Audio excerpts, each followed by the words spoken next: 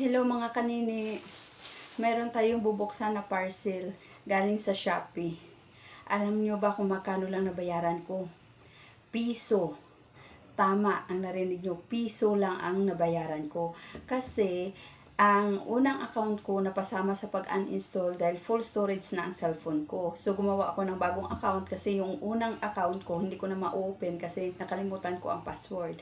Kaya gumawa ako ng bagong account. Pag may bago ka palang account, maka-avail ka sa piso deal. Kaya ito bubuksan na natin kung anong in-order ko. Tcharam!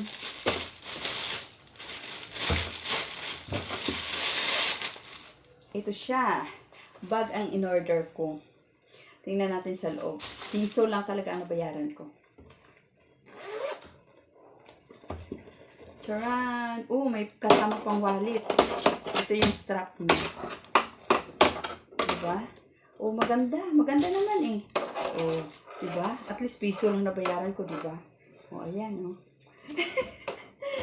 So, ayun lang mga kanini. Thank you for watching.